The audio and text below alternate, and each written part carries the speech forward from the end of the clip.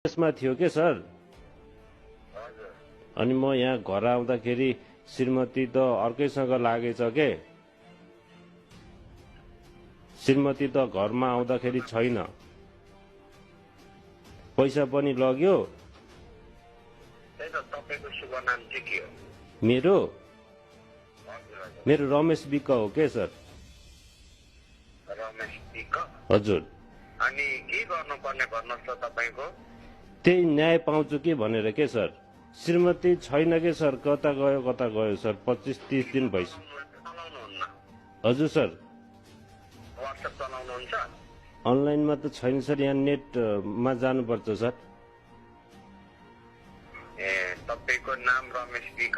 हजुर सर। तपाईको श्रीमतीको फोटो छ? छ सर, छ। बाल बच्चा कतिजना हो? बाल बच्चा एउटा मात्रै हो बच्चा सर, छोरो हो सर। श्रीमती चाहिँ कहिले भागेको? 20 दिन 25 दिन भयो सर। 20 दिन 25 दिन कसैले लग्यो भन्ने खालको तपाईँलाई थाहा छ? त्यही गाउँमा एउटा छ हिँड्थ्यो अरे सर, मैले नि त्यही आएर थाहा पाएको सर, पहिला त केही थाहा थिएन। के नाम गरेको मान्छेसँग हिँड्थ्यो?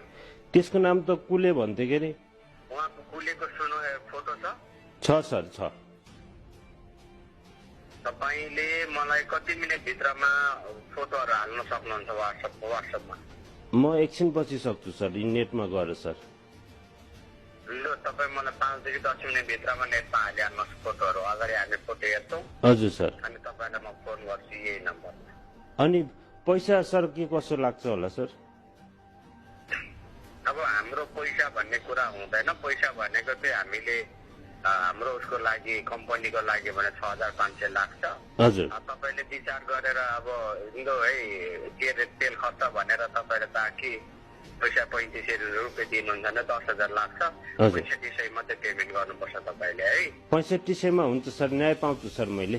विज्ञापन हामीले न्युज सम्प्रेषण गरिसकेपछि तपाईँको श्रीमती तपाईँसँग आइहाल्छ क्या।